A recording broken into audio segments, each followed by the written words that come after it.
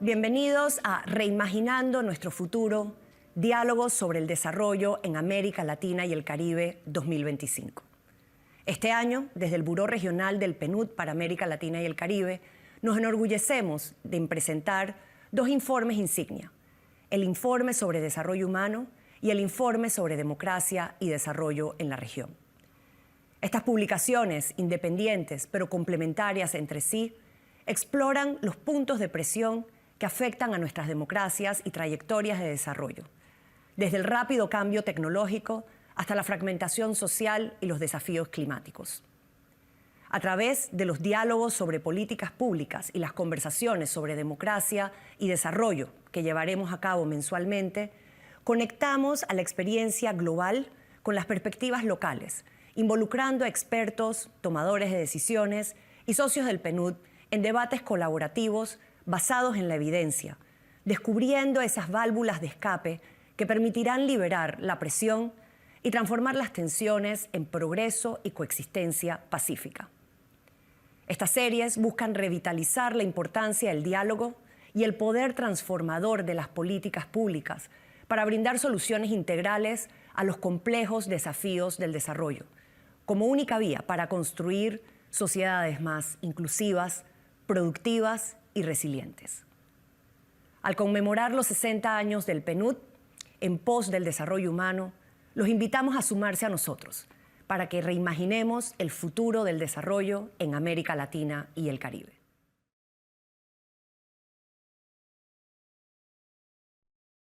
Bienvenidos todos, un gusto compartir con ustedes este diálogo Reimaginando nuestro futuro, diálogo sobre el desarrollo en América Latina y el Caribe.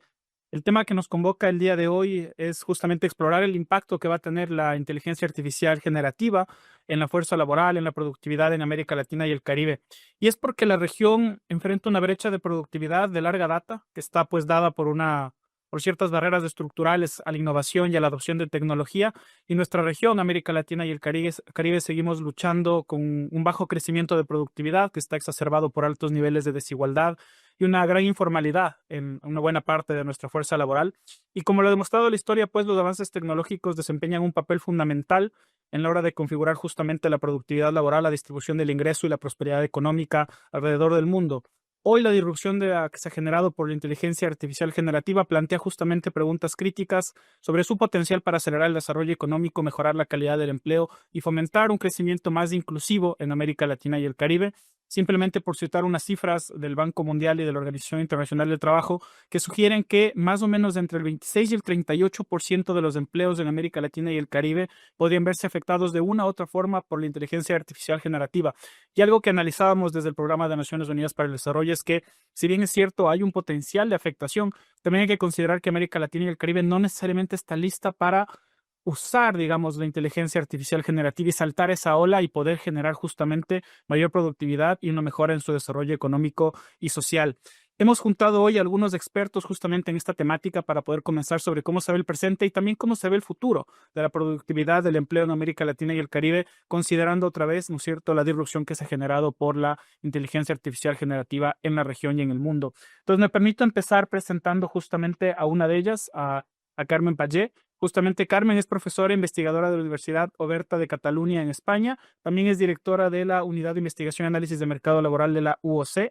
Realiza investigaciones y desarrolla herramientas para vincular la educación con el mercado laboral. Antes de eso fue jefa de la División de Mercados Laborales del Banco Interamericano de Desarrollo, donde dirigió el trabajo técnico y operativo relacionado con este tema. También trabajó como economista principal en el Departamento de Investigación del BID y como economista senior en el Banco Mundial. Su último trabajo se centra en cómo la tecnología transforma el mercado laboral y las demandas de habilidades. Carmen es coautora de 8 libros y ha publicado revistas académicas de primer nivel. Tiene un máster en Economía de la Universidad Autónoma de Barcelona y un doctorado en Economía de la Universidad de Boston.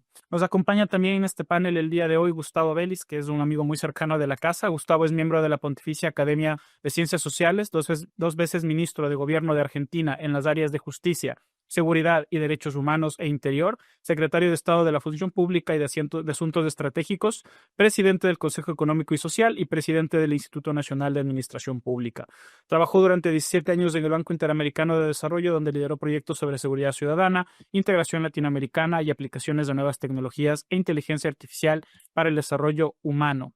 Publicó y editó 25 libros sobre políticas públicas, entre ellos No Robarás, Algoritmolandia y Roboducción. Es miembro del Comité Ejecutivo del Consejo Argentino de Relaciones Internacionales y se ha desempeñado como asesor externo de la OEA, PNUD, CAF y Fundar. Es abogado por la Universidad de Buenos Aires con investigación de posgrado en la London School of Economics.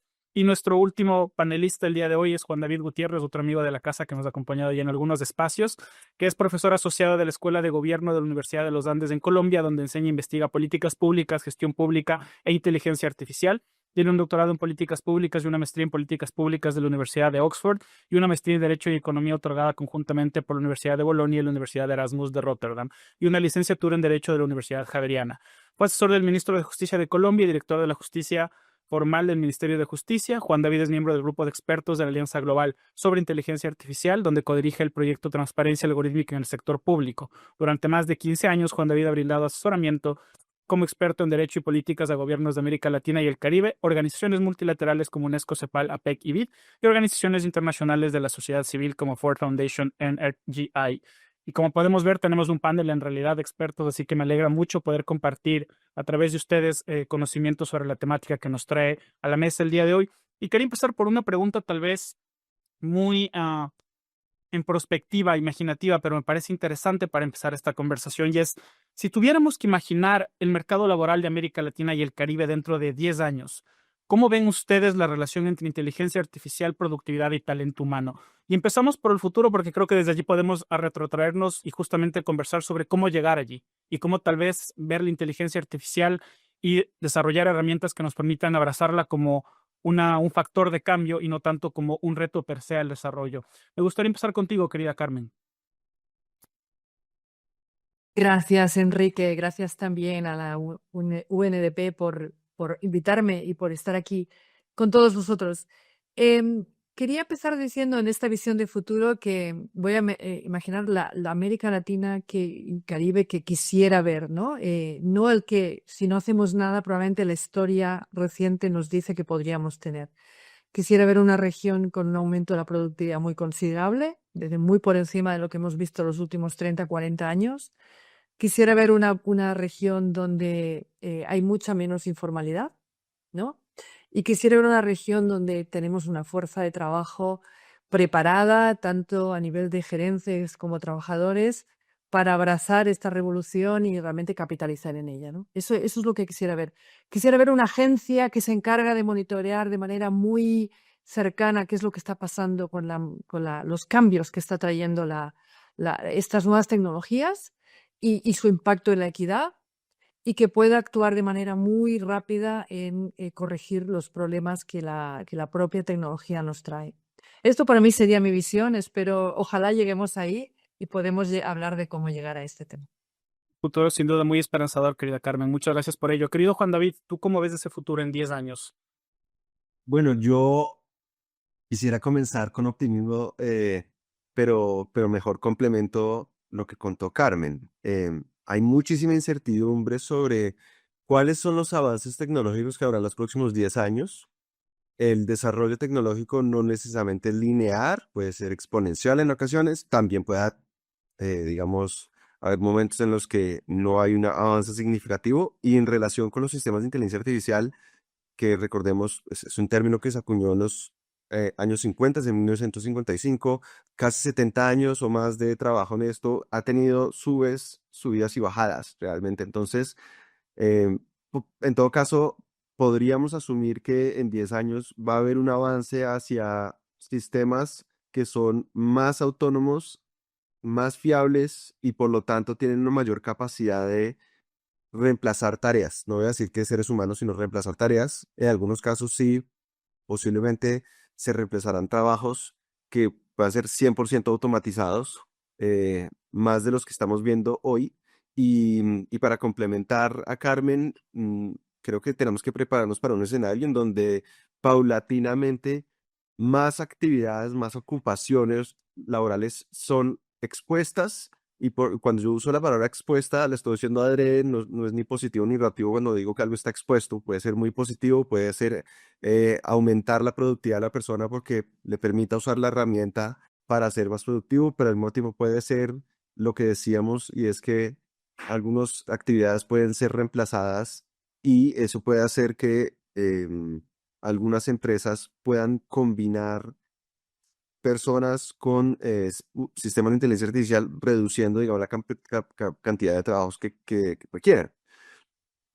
Eso puede ocurrir, digamos, en el corto y en el mediano plazo. Y al mismo tiempo pueden emerger nuevas ocupaciones laborales asociadas al uso de estos sistemas. Entonces, lo que estamos es ante un reto muy, muy grande para que aquellas personas que efectivamente sean desplazadas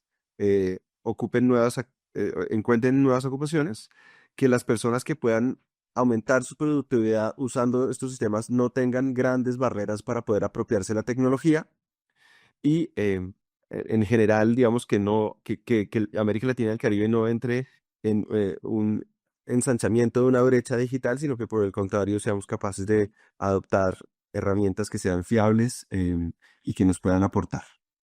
Muchas gracias, querido Juan David. Importante desde esta palabra, este término exposición, ¿no? Que es bastante neutro para decir, ok, aquellas tareas y aquellos tipos de empleos también que van a verse más o menos en gran medida afectados por inteligencia artificial generativa en este momento. Y luego, como tú decías, no sabemos por qué más, porque la tecnología pues va cambiando a veces más rápido, a veces más lento, pero va generando cambios y va impactando. Y desde PNUD lo que buscamos es otra vez no dejar a nadie atrás. Y eso para nosotros es una manera de decir cómo abrazamos también estas transiciones digitales de forma en la que pensemos en quienes tienen más barreras para aprovechar esas oportunidades. Pero de eso vamos a hablar más luego. Querido Gustavo, ¿cómo ves tú ese futuro de aquí a 10 años? Yo sé que tú eres un hombre voy a decir, de sueños. Me gusta mucho porque leo lo que escribes y siempre estoy pensando en esos futuros no mapeados. ¿Cómo ves tú ese futuro de aquí en 10 años?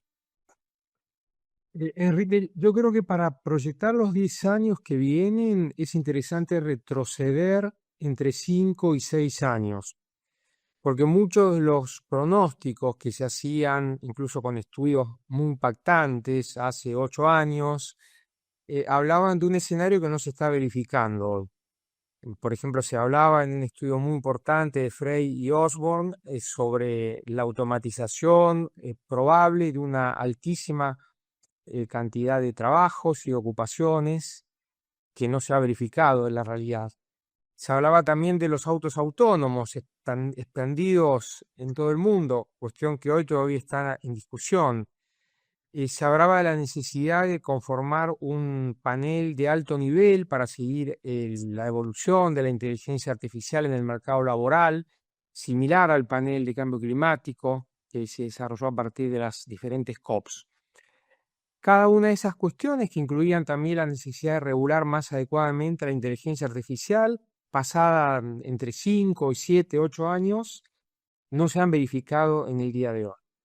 Entonces, esto, para hacer una prospectiva, es interesante tenerlo en cuenta porque son cuestiones pendientes que nos hablan de la necesidad de refinar los marcos metodológicos para hacer una prospectiva adecuada del impacto de la inteligencia artificial sobre el mundo del trabajo. Nos habla también de tener adecuados marcos regulatorios. Nos habla de incorporar más la mirada científica a las políticas públicas. Y nos habla de que la moneda de la inteligencia artificial todavía está en el aire, agravada todavía de un modo más particular por la irrupción de la inteligencia artificial generativa, que es lo que con el ChatGPT, todo lo que supuso, hasta está suponiendo también en estos días, genera un cambio muy importante en las dinámicas. Entonces, va a depender mucho de lo que se haga, como dijeron también nuestros colegas, va a depender mucho del pacto social tecnológico que se impulse y de qué modo esta tecnología se aplique de una manera inclusiva. Tiene que ver también con el marco impositivo, con el marco regulatorio de relaciones laborales y con la diversificación y mayor complejidad económica de América Latina. Tenemos el riesgo de que la inteligencia artificial pueda aumentar una lógica extractivista de recursos naturales, o tenemos la posibilidad de que pueda, a partir de esa lógica de riqueza natural que tiene América Latina, aumentar la capacidad de negociación, incluso a nivel geopolítico, para tener mejores oportunidades productivas. De esto podemos seguir hablando en el transcurso de la conversación. Muchísimas gracias por eso, querido Gustavo. Y tal vez ahora que estuvimos un poco pensando en cómo se ve ese futuro y también desde el pasado, tal vez de algunas, voy a decir, deudas pendientes. Y hablamos ahora de algo que la región ya ha vivido, porque no es la primera vez que vemos, voy a decir, una revolución tecnológica en términos de vimos la revolución industrial en cualquiera de sus fases. América Latina y el Caribe es como que siempre hemos tenido voy a decir, ciertos retos para poder como que completamente aprovechar y también en los tiempos, entre comillas, llamemos correctos, estas revoluciones como factores para mejora de la productividad. Y voy a hacer una pregunta primero y me quedaría contigo, Gustavo, para hilar sobre tus reflexiones. ¿Cuáles son esas oportunidades que tú ves o que crees que la inteligencia artificial podría generar para buscar justamente una mayor y una mejora en las condiciones de productividad en América Latina y el Caribe? Convendría aclarar inicialmente que la inteligencia artificial ya está generando un shock de productividad muy importante en muchos sectores de América Latina. En el sector de la minería, en el sector de la agricultura de precisión, hay países como Argentina que tienen un alto nivel de impacto de su sector agrícola industrial con el tema de la inteligencia artificial. En el área de la biotecnología, en los sectores de los servicios financieros, bancarios, de seguros, en el área del e-commerce. Hay un gran dinamismo que obviamente requiere extenderse a otros sectores productivos. Para esto a mí me parece que lo básico es lo básico, valga la redundancia. Tenemos que aprovechar la riqueza natural de América Latina en términos de minerales raros, de cobre, de litio, de una cantidad muy importante de em, materias primas que están en las entrañas de nuestra tierra y que pueden aumentar la capacidad de negociación de la región con respecto al resto del mundo. Tenemos agua, tenemos energía, en algunos casos sustentable, tenemos energía solar, tenemos energía eólica, tenemos la posibilidad de brindar la construcción de data centers con condiciones de infraestructura muy adecuadas. ¿Esto alcanza? No, porque a todo esto hay que agregarle valor agregado. Por eso hablo de la capacidad negociadora de América Latina.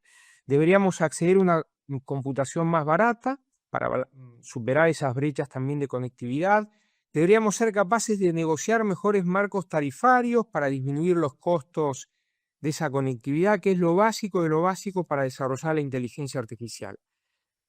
¿Con esto alcanza? No, por supuesto, el tema del talento humano es indispensable de formar, el tema de la investigación y la aplicación de un mayor nivel de recursos en la ciencia y la tecnología. América Latina tiene menos de un 1% del PBI, en el mejor de los casos como inversor en ciencia y tecnología. Y debemos también aplicar un diálogo entre todos los sectores productivos, que es otro elemento que me parece muy importante. La evidencia también mundial indica que cuando la inteligencia artificial se aplica sin más en las empresas, sin participación de los trabajadores y sin una adecuada estrategia, no brinda los impactos de productividad adecuados. Todo esto también tiene que ver con nuestra realidad latinoamericana y son elementos para tener en cuenta en función de lo que está ocurriendo a nivel global, como una tecnología de propósito general que es la inteligencia artificial. Muchas gracias, querido Gustavo. Y me quedo con una idea que creo que es transversal a tu apreciación y es cómo evitamos o cómo complementamos lo que hemos visto de desarrollo para no necesariamente recaer en una nueva versión del extractivismo, ¿no? Planteando otra vez desde tu posicionamiento de tenemos los recursos, cómo los usamos de manera que nos permitan en realidad apalancar una mejora en nuestras condiciones de productividad. Y me muevo contigo, Carmen, para discutir desde tu experiencia y tu amplia experiencia en esta temática, también la parte humana, es decir, habilidades. Porque estamos hablando de exposición, estamos hablando de potenciales de empleos que pueden o no automatizarse, pero otra vez, sobre todo, cómo mejorar esa productividad, tal vez a un nivel también de nuestra fuerza laboral en la región. ¿Cómo percibes tú esas oportunidades? ¿Cómo nos preparamos, voy a decir mejor? ¿Qué le dirías a un policymaker que ve este diálogo y dice, ok, ¿en qué debería estar pensando yo si quiero aprovechar también digamos que esta nueva diada de tener los recursos disponibles y poder también de esa manera configurar una nueva fuerza laboral más lista para abrazar la inteligencia artificial? Gracias, Enrique. Yo veo un par de cosas muy importantes. O sea, suscribo todo lo que acaba de comentar Gustavo. Yo creo que los factores que él ha dicho estaban en mi lista también.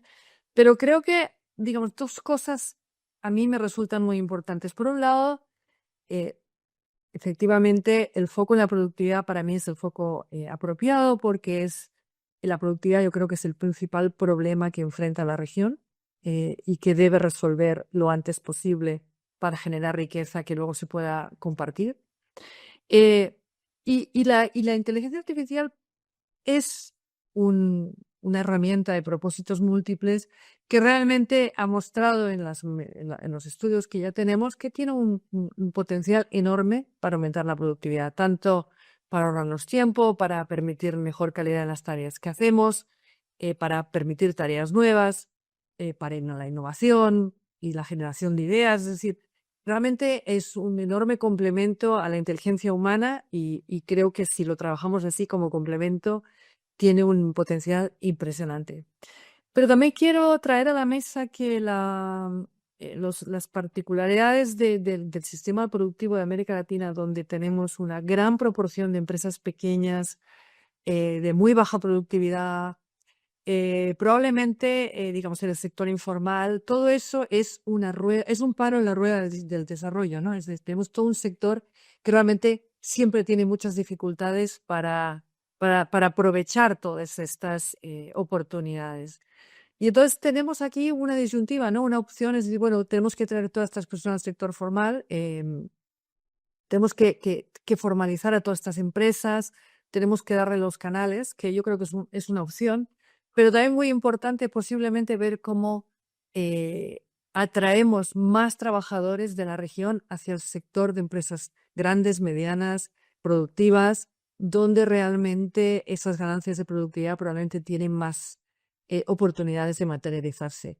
Y por eso, en toda esa parte, yo diría aquí dos políticas muy importantes y muy complementarias. Por un lado, yo diría que necesitamos una revolución de habilidades, lo pondría así, porque no creo que sea una simple política de habilidades, es una revolución de habilidades. Y hay que pensar muy bien qué habilidades, y ya podemos hablar de esto si quieres, Enrique, más adelante. Y lo segundo es una política que realmente reduzca las asignaciones, las ineficiencias asignativas que tenemos en la economía y que sobre todo incentive que más trabajadores se muevan al sector formal. Y sobre todo, por el sector formal me refiero al sector de empresas medianas, grandes, que son capaces, generalmente, que tienen la economía de escala para capitalizar en este tipo de tecnologías. Y por ello no digo que no haya que ayudar a las pequeñas, que sí, pero también pensar que a lo mejor otra, que muchas veces nos olvidamos, un complemento muy grande es promover esa reasignación de trabajadores hacia empresas más productivas, con lo cual estamos aumentando el potencial realmente que la IA tiene sobre nuestra fuerza laboral. Muchísimas gracias por eso que le frondeo con esta palabra revolución de habilidades. Me parece apropiada, ¿no es cierto? Pensando de cara a esos retos. Yo voy contigo, Juan David, porque creo que sí hay alguien que está muy, muy bien posicionado para darnos ideas sobre esta revolución de habilidades en la que vamos a profundizar también con Carmen y con Gustavo. ¿Cómo percibes tú esa revolución de habilidades pensando justamente en algunos factores que hablábamos, ¿no es cierto? La fibra productiva de la región es altamente informal, es altamente sustentada en pymes y muchas veces más pequeñas en realidad que medianas.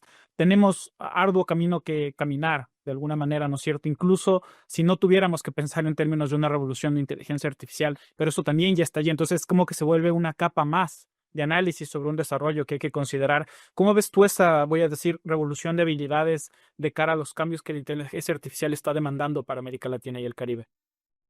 Enrique, comienzo con aprovechar para hacer algo que hizo Gustavo y él decía, miremos un poquito para atrás de dónde venimos para poder hablar de ese futuro. Y en noviembre del año 2005 la CEPAL publicó una serie de reportes titulados Heterogeneidad estructural, asimetrías tecnológicas y crecimiento en América Latina.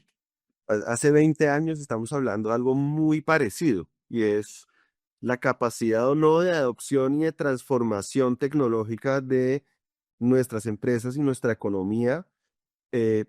Estrictamente no es un reto nuevo porque las barreras son muy similares. Ahora que Carmen mencionaba las asimetrías entre las empresas grandes y las pequeñas, las formales y los informales, las investigaciones que han empezado a emerger, por ejemplo, en Colombia acerca de la apropiación tecnológica, empiezan, particularmente de sistemas de inteligencia artificial en el sector manufactura, empiezan a mostrar cómo son los mismos determinantes que de otras tecnologías las que explican qué empresas adoptan y qué empresas no adoptan. Entonces, el tamaño de la empresa es un predictor de la capacidad de apropiar o no.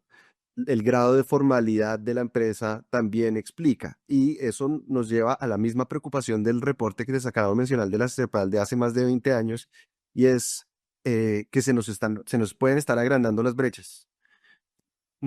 Yo quisiera, y ahora sí volviendo a la pregunta de las habilidades, contarles algo, y es que en la Universidad de los Andes hemos sido contratados para hacer estudios exploratorios sobre las transformaciones en algunas ocupaciones laborales. Tenemos unos casos de estudio puntuales que son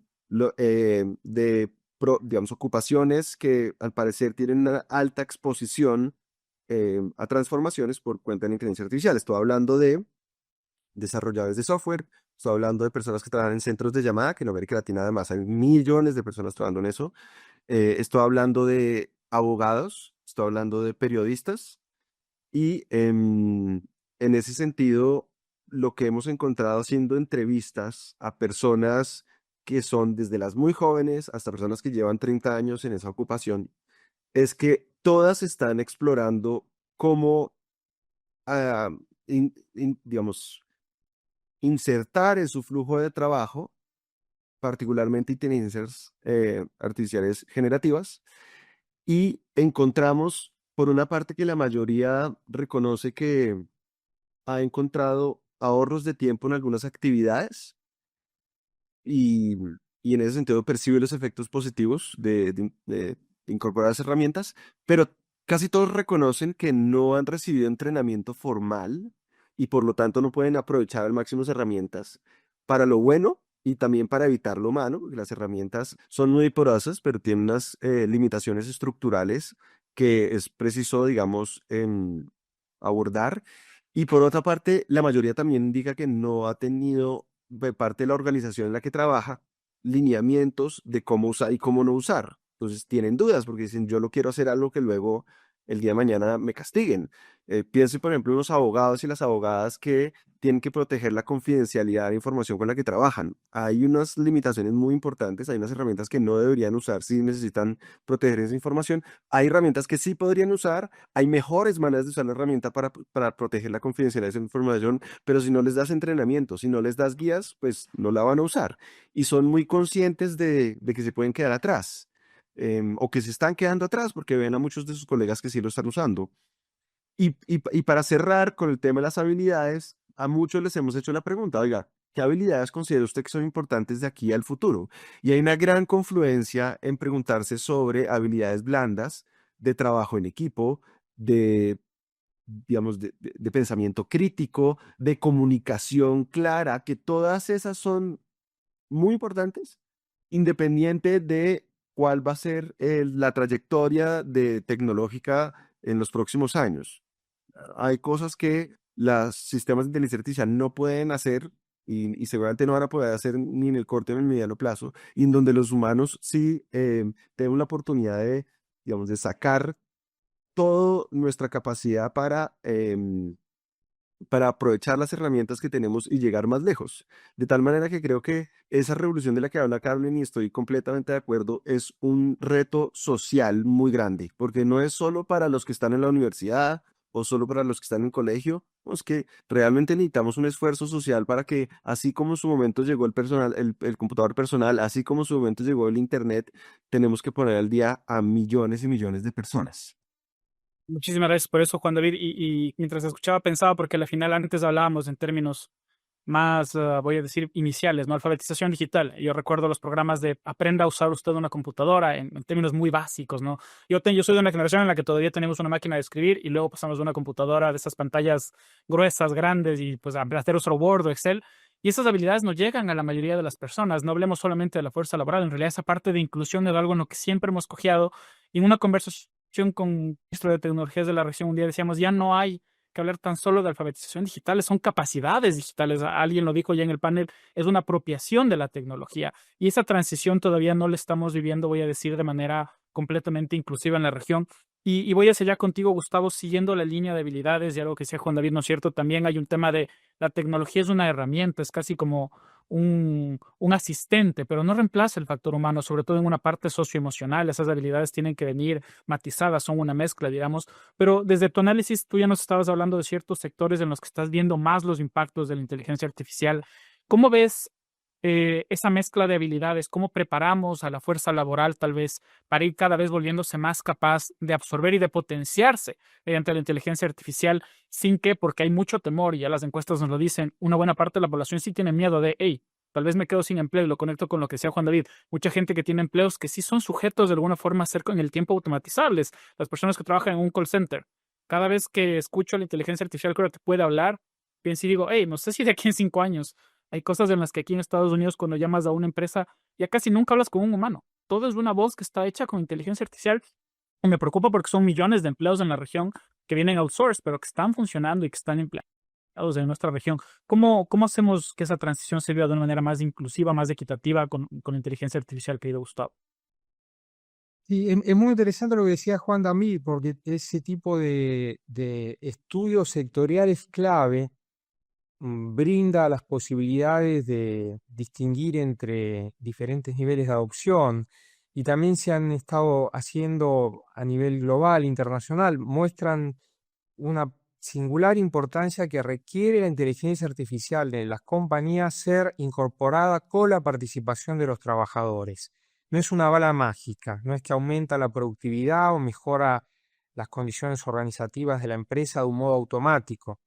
Paradójicamente, algunos estudios muestran que son los trabajadores quienes más le enseñan, entre comillas, a los programas de inteligencia artificial, incorporando sus datos, sus modos de ver el contexto y alimentando también esos programas para que sean más eficaces.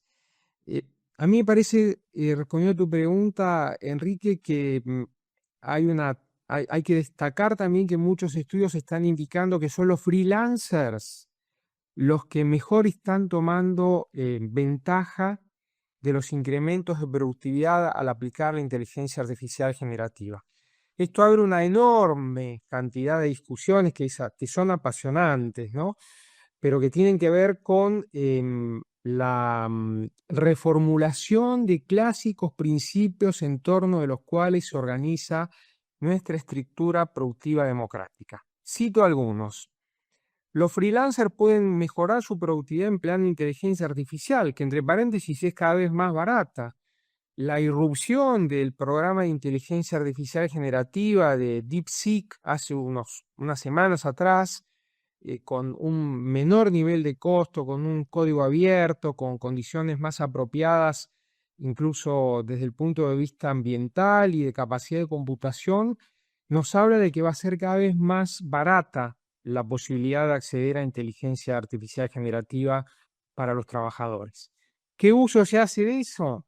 Decía que los freelancers están haciendo un uso tal vez más apropiado que el que se da en el contexto de las empresas, que tienen a veces rigideces y dificultades organizativas. Pero mencionaba antes los clásicos derechos de las democracias liberales, y cito el caso del derecho a la propiedad o el derecho al copyright, a la creación artística cultural. Tiene pros y contras, ¿no? El derecho a la propiedad de los datos, por ejemplo, ¿tiene que ser absoluto?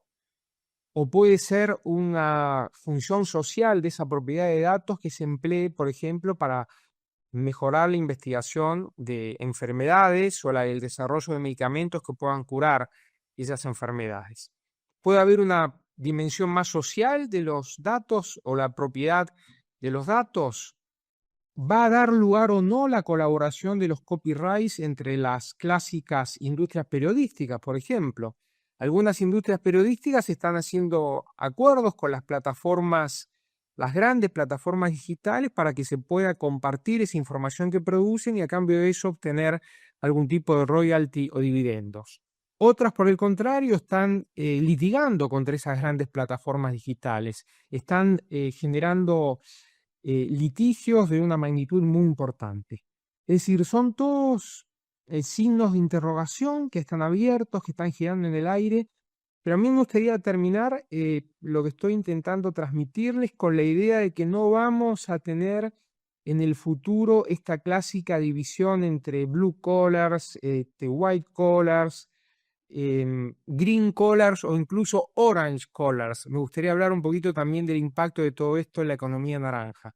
Vamos, me parece, a una suerte de rainbow collars, un arco iris de profesiones que van a estar muy entrelazadas entre sí, con efectos transversales y que no necesariamente van a tener que tener la clásica división entre industrial, postindustrial y de servicios que nos está acostumbrando el análisis económico del último medio siglo. Y en esa interesante mezcla, en ese arco iris que se generaría, ¿no? Se ven justamente otra vez las intersecciones entre cómo volvemos a la inteligencia artificial más al servicio de las personas. Yo recuerdo un ejemplo y era justo de un escritor, una periodista acá americana, y decía, yo quisiera que la inteligencia artificial lave más los platos, limpie más la casa, me ayude más con tareas del hogar que estoy realizando allí, y me dé más tiempo para escribir, para dedicarme a lo que me apasiona y de hecho que trae el sustento a mi hogar y no viceversa. Y acá ha habido, y en Europa también, ¿no es cierto?, demandas de cómo los modelos o ciertos modelos usaron sin clemencia lo que encontraron en Internet y le dieron a la inteligencia artificial para que aprenda sin justamente reconocer un derecho a la propiedad intelectual en cuanto al estilo, a la creación y también a las limitaciones que hoy tiene la inteligencia artificial y no sabemos hasta cuándo las tenga. Y esto me lleva tal vez a una siguiente parte de este panel yendo hacia ti, querida Carmen, y es cómo vemos también el rol del Estado desde la política pública. Estamos hablando de productividad, estamos hablando de un mercado laboral. ¿Cómo vemos a los estados en la región, en América Latina y el Caribe, jugando ese rol que igual voy a hacer muy a lo que decía Gustavo, va a ser muy, muy híbrido, muy mezclado? Porque muchas veces cuando decimos regulación, hoy por hoy el enfoque es justamente desde tal vez decir hasta dónde se debe llegar o los límites de, pero también como un Estado voy a decir que fomente, que empuje, que lidere, porque muchos de los factores que hoy nos limitan a acceder a la capacidad de la inteligencia artificial como un factor de productividad vienen justamente por algunas cosas que ya se mencionaron, ¿no? Data centros, conectividad, 5G, entre otras cosas más, y son cosas que a la final del día, de alguna forma, solo los estados pueden o tienen la capacidad de solventar. Entonces, ¿cómo vemos ese rol del Estado para ir generando una transición digital más justa, más equitativa en términos de inteligencia artificial, querida Carmen? El rol del Estado yo lo veo como clave, porque efectivamente hay muchas cosas que a nivel de empresas, de trabajadores, de personas, es muy difícil lograr y lograr bien.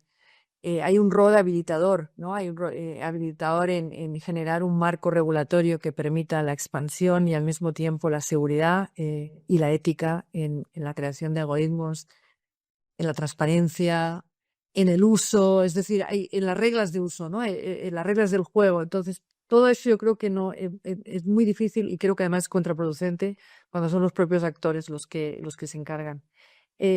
Luego hay otro rol habilitador que hemos hablado, que es el rol de promover, voy a seguir usando la palabra, una revolución de habilidades, que hasta ahora, de la cual se ha hablado mucho, creo que es deuda desde hace tiempo, porque estamos enfrentados, digamos, la introducción de la IA no es más que una nueva vuelta de tuerca en un proceso muy largo que empezó con la introducción del ordenador, la Internet y luego una serie de tecnologías que desembocaron en la inteligencia artificial y ahora una combinación, digamos, de todo, que a su vez probablemente traerá rápidamente nuevas tecnologías.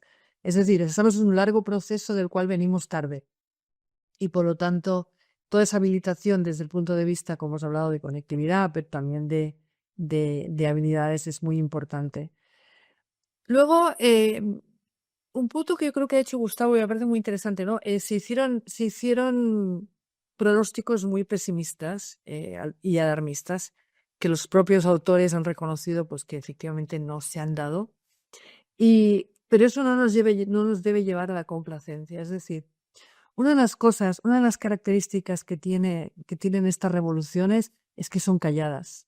No vamos a ver, seguramente no vamos a ver en la calle millones de personas, sino que lo que vamos a ver, y creo que eso es algo que corroboran casi todos los estudios, es una transformación callada, silenciosa, del mercado laboral, ¿no? Donde iremos cambiando la composición, las necesidades, el tipo de trabajador que se pide, y los que no están de alguna manera en esa economía van a ir sufriendo de nuevo en silencio, van a ir viendo sus salarios, sus posibilidades de trabajo menguadas, sus salarios menguados. Entonces, por ejemplo, un ejemplo claro de esto fue la globalización. Vimos, ¿no? Hubo muchos estudios que si la globalización es buena, que si la globalización es mala. Estaban los que decían, bueno, globalizar el fondo es bueno porque hace el pastel más grande, otros decían, pero cuidado con los efectos de distribución.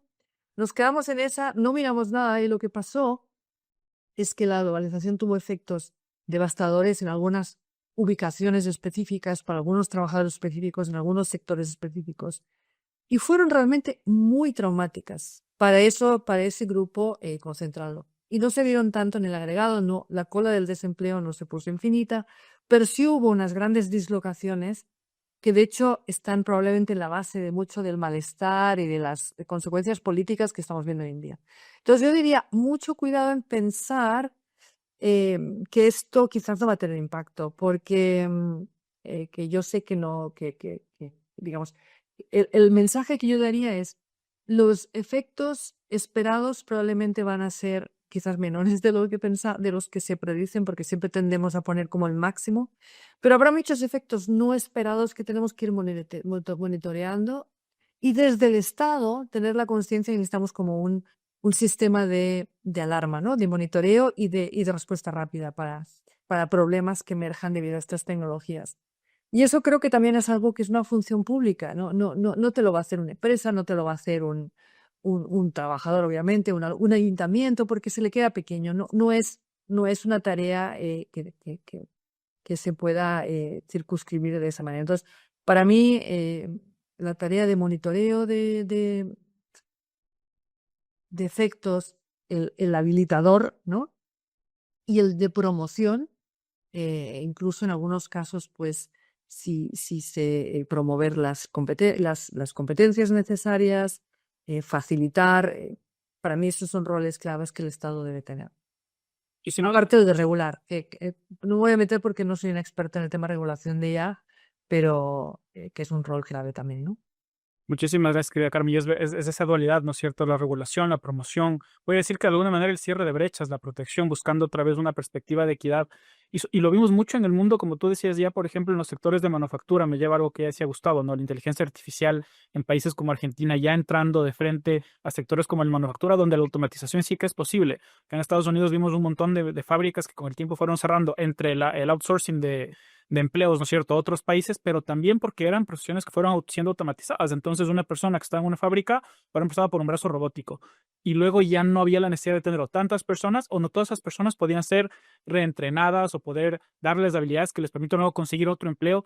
Y esto me lleva a ti, Juan David, porque tal vez desde la academia, ¿no? Y pensando justamente en esas habilidades, yo creo que la academia ahí tiene mucho que decir también, sobre todo porque muchas de las maneras de, voy a decir, educar, entre comillas, o de dar habilidades y capacidades para una transición digital más justa en la región, no necesariamente van a venir como, creo que tú mismo ya lo dijiste, desde la educación formal. No vienen necesariamente con un título universitario, lo estamos viendo cada vez más. Entonces, ¿cómo ves tú desde la academia, con esta perspectiva también de hacia el Estado, esa conjunción de factores que nos permitan generar competencias digitales, habilidades digitales, de la manera ágil, voy a decir, y de la manera también responsiva que requerimos? Muchas veces no pasa otra vez por amplias reformas necesariamente educativas o cambiar todas las currículas, pero que sí que requiere una respuesta, vamos a decir, ¿no es cierto?, urgente y bien pensada. De acuerdo. Cuando yo decía que estamos ante un reto social, imaginaba realmente, en primer lugar, al Estado, por cuanto está a cargo de la política de educación, pero también lo decía social porque realmente hay otros actores muy importantes, incluyendo las entidades que obviamente educan en todos los niveles, pero también es importante que otras organizaciones que están expuestas, digamos, al uso de sistemas de inteligencia artificial, se encarguen de entrenar, capacitar a las personas en competencias digitales básicas. Entonces, ya vuelvo a esa idea, pero quiero llamar la atención sobre un punto, y es que los efectos, que estoy de acuerdo con Carmen, no solo son de hoy, sino que seguirán aumentando seguramente en el futuro, son efectos que muy probablemente van a ser diferenciados. El efecto en los mercados liberales va a ser diferenciados según en qué sector trabajes, qué ocupación hagas dentro de ese sector, qué edad tengas y por lo tanto qué tipo de rol tienes. Porque, por ejemplo, es muy probable que los efectos van a ser más pronunciados sobre los jóvenes, es más probable que sea algunos sectores en donde las herramientas de inteligencia artificial generativa realmente sí son capaces de automatizar algunas tareas, en donde los efectos van a ser más grandes. Y por lo tanto, yo distinguiría entre la necesidad urgente de entrenar a las personas más expuestas por su rol a estas herramientas, uno, y dos, por otra parte, también pensar en todas las personas que pueden utilizar estos sistemas de inteligencia artificial, no para fines laborales, pero sí para fines privados, personales, y que pueden tener también un impacto positivo o negativo según la manera que lo usen. Entonces, desde las universidades, y yo he estado en discusión con muchos colegas de universidades, de hecho hago parte como de foros y de espacios en los que discutimos mucho sobre estos temas. Somos muy conscientes del reto tan grande que tenemos de actualizar los currículos para que de manera transversal, no porque exista simplemente, hay una clase que se llama uso de inteligencia artificial, no, que sea transversal en las diferentes currículos y clases, que le enseñemos a nuestros estudiantes a cómo pueden usar estas herramientas, cómo no deben usarlas, porque no se trata simplemente de decirles háganlo para todos, no, hay algunas cosas que simple y llanamente no se deben hacer con esas herramientas, y empezar a trabajar en 3 competencias digitales. La primera es en saber buscar qué herramienta sirve para la actividad que yo quiero hacer. Esa es una primera competencia clave. Una segunda competencia clave es aprender a usar la herramienta. Aprender a saber para qué se usa, cómo se usa, cuáles son sus límites, sus riesgos y a gestionarlos. Y una tercera competencia digital que es muy importante y que nuevamente lo digo, puede estar en cualquier carrera, en cualquier clase prácticamente, es em, cómo evaluamos el resultado obtenido al usar la herramienta. Porque es peligrosísimo que simplemente las personas lo usen sin usar su propio intelecto para juzgar si el resultado fue bueno o cómo debe complementarse el resultado. Y eso tiene un nombre, digamos, el sesgo de automatización, cuando las personas, digamos, vamos a usar una expresión muy coloquial, se recuestan en la máquina, ya dejan de pensar por sí mismos, ya dejan de ver si la máquina produjo un resultado razonable y pertinente, y que simplemente van siguiendo lo que la máquina les va recomendando, lo que la máquina va produciendo. Y eso es supremamente peligroso porque no hay ninguna máquina que sea 100% fiable. Em, y en ese sentido, creo que esas 3 competencias digitales deben trabajarse. Yo lo digo desde el punto de vista de la universidad porque hago parte de una universidad, pero realmente es algo que tiene que trabajarse desde los colegios. Y para las personas que obviamente ya no hacen parte del sistema educativo, yo decía, hay que buscar en qué otros lugares pueden aprender. Y creo que sus trabajos es en el lugar donde debe haber esa preocupación por exponerlos a entrenamiento más o menos formal sobre el uso de estas herramientas. Muchísimas gracias por esa intervención, querido Juan David. Y tal vez en este último, voy a decir como bloque cerrando el panel del día de hoy, regreso a la pregunta original, imaginando futuro, porque hemos hecho eso, ¿no? Un poco fuimos todo hacia adelante, luego hemos ido viendo cómo podemos llegar hacia allí. Me gustaría que cada uno de ustedes nos compartiera, voy a decir un último mensaje, una última reflexión de cómo hoy logramos o cómo empezamos desde hoy a desarrollar ese futuro más inclusivo, más justo, que busque mejorar la productividad con el ánimo de no dejar a nadie atrás en la región. Y tal vez te doy la palabra primero a ti, querido Gustavo. ¿Qué le dirías a la audiencia que nos escucha el día de hoy? ¿Qué crees que es importante, fundamental, de cara a que ese futuro que hemos pensado el día de hoy se vuelva una realidad? Primero que nada, me parece que hay que reconstruir y reimaginar el Estado con la inteligencia artificial, para que no sea esto una ley de la jungla. Yo identifico 5 áreas críticas en el Estado para recuperar el beneficio social e incluso pensar en pactos predistributivos sobre los beneficios de la inteligencia artificial. No es algo que hay que analizar post, sino pre, si queremos una sociedad más equitativa. Primer área del Estado, la administración fiscal y la justicia fiscal. Los impuestos tienen mucho que ver en esto. Hay estudios recientes también del Fondo Monetario, por ejemplo, que indican la importancia de enfatizar los impuestos sobre el capital y no sobre el trabajo, promover mayores niveles de inclusión. La transparencia en las compras públicas es otro elemento clave. Y en el servicio de justicia, necesita seguridad jurídica la incorporación de las nuevas tecnologías para que puedan prosperar. Las transferencias condicionadas de ingresos y la economía del cuidado, doctores y médicos y maestros. Médicos y maestros para favorecer la seguridad alimentaria de los primeros 1000 días de la existencia de la niñez en América Latina. Un área muy importante donde la inteligencia artificial también puede ocupar un lugar básico. Y el quinto elemento es la transparencia de las campañas políticas y su financiamiento. Si no hay una política limpia en América Latina, libre de la influencia de los grandes intereses económicos, del crimen organizado y de todo lo que conocemos, muy poco se va a poder hacer en términos de regular adecuadamente la inteligencia artificial. Las nuevas tecnologías pueden permitir la trazabilidad de los fondos a través de los cuales se financia una campaña electoral. ¿Estamos hoy lejos de esa regulación? Sí. Cito el ejemplo de Uber y de Airbnb. Todavía hoy pensamos cómo regular la gig economy, la economía de las plataformas, pero se ha impuesto ese avance tecnológico en toda nuestra región. Y a su vez tiene elementos positivos, ¿no? Porque surgen microempresarios, emprendedores, trabajadores que desde un lugar cualquiera de América Latina pueden colocar su exportación creativa a otra parte del mundo. Es decir, hay un desafío enorme de oportunidades, también de riesgos. Se han mencionado muchos aquí con los colegas que han planteado elementos muy importantes, pero yo insisto, quisiera dejar sentado la necesidad de establecer pactos predistributivos. Esto no es piloto automático si queremos una sociedad más equitativa. Esto requiere herramientas de no-casting, requiere herramientas incluso de ver los elementos psicológicos y no solo tecnológicos que impactan en nuestras sociedades a través de la inteligencia artificial, y requiere una última realidad, que vamos a una economía cada vez más desintermediada.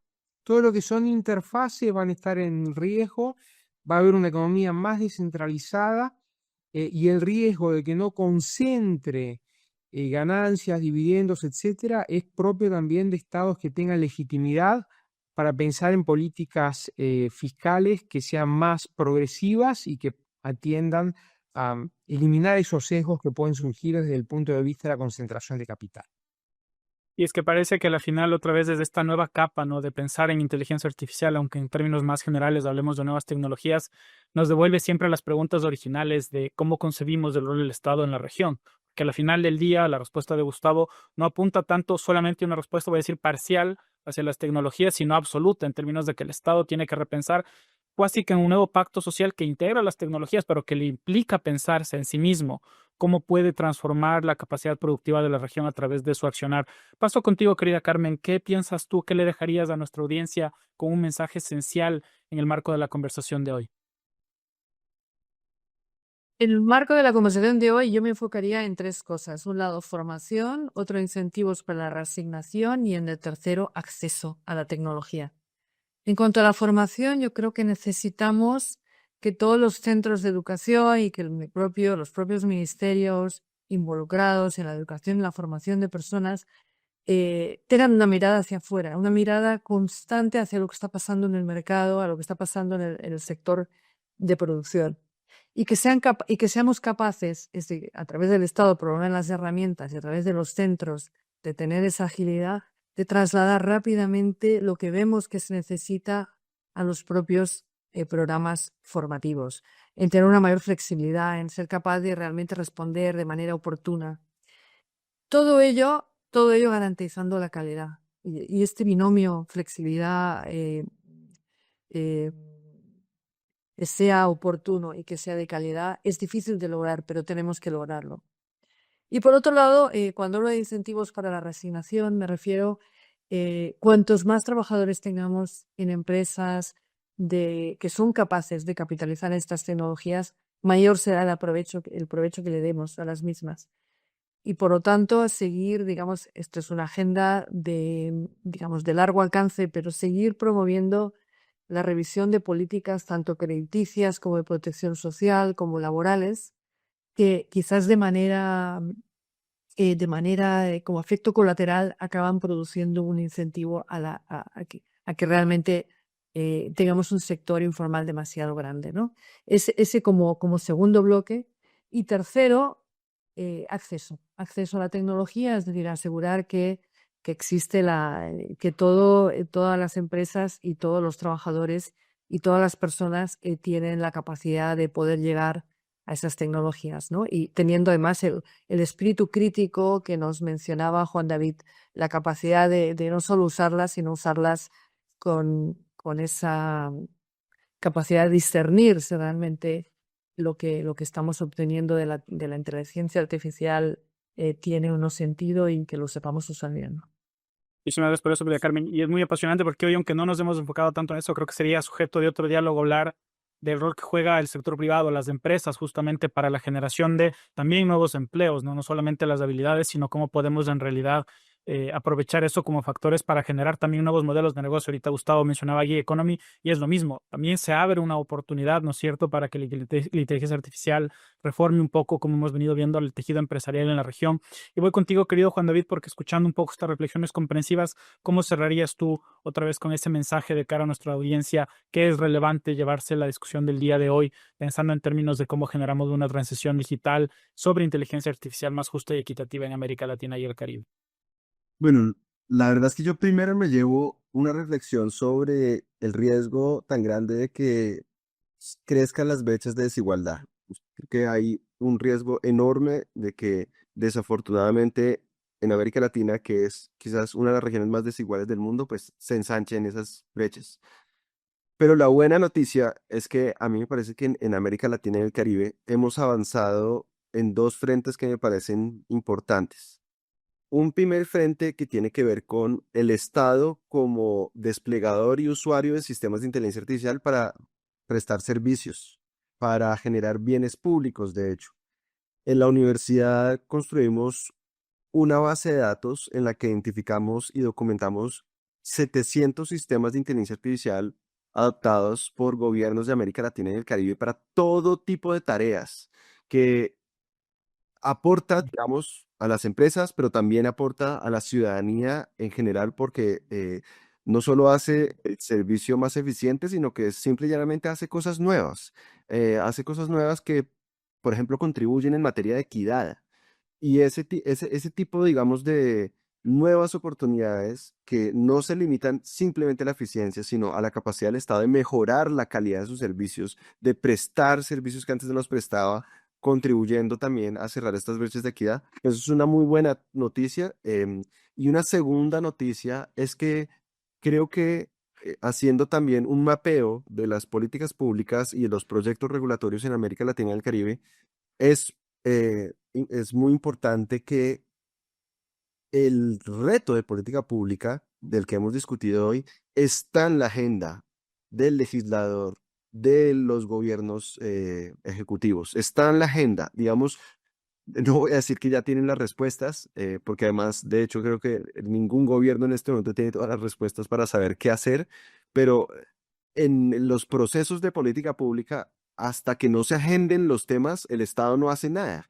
Y durante mucho tiempo el tema no estuvo agendado, y realmente en los 2 últimos años sí ha habido un aumento en el interés por parte de los diferentes gobiernos de América Latina. Ya lo decía, tanto los legisladores como los gobiernos ejecutivos hemos visto a los ministerios de educación, a los ministerios de comercio, a los ministerios de ciencia de los respectivos países emitiendo políticas públicas, generando lineamientos, generando guías de uso, buscando, digamos, crear oportunidades de entrenamiento, de apropiación de la tecnología. Y yo no digo que los esfuerzos ya estén cumplidos, este solo es el comienzo del camino, pero yo sí veo una reacción de parte de los estados en América Latina y el Caribe, y eso me parece que es una buena noticia. Muchísimas gracias por eso, querido Juan David. Y rescato este último punto porque la idea del diálogo de hoy justamente era, sabemos que la tecnología, de alguna u otra forma, los números lo dicen, ha ampliado ciertas brechas de inequidad en América Latina. Tienes un claro quiebre entre lo urbano y lo rural, entre la apropiación en un espacio y no en el otro, entre muchas personas, sobre todo, sí, mujeres, jóvenes que se quedan por fuera de estas transformaciones digitales. Y desde el Programa de Naciones Unidas para el Desarrollo, este diálogo, como tantos otros, busca ser un puente, un catalizador para tener estas conversaciones de cómo sí podemos aprovechar estos factores de una manera otra vez inclusiva, justa, equitativa. En este caso, sí, también para aumentar productividad, pero de una manera otra vez que esa redistribución dentro de las sociedades se vea de una mejor manera. Quiero agradecer nuevamente al panel el día de hoy, a Juan David, a Gustavo, a Carmen, que nos han dado todo su conocimiento y su tiempo la mañana de hoy, y seguramente les estaremos viendo muy pronto nuevamente por acá también. Así que muchas gracias por su tiempo, por su conocimiento y por este espacio. Y creo que pues eso ha sido todo por el día de hoy. Muchas gracias a todos los que nos escuchan en este diálogo justamente sobre el futuro de la productividad y cómo van a impactarse los empleos de nuestra región por la inteligencia artificial generativa. Muchísimas gracias.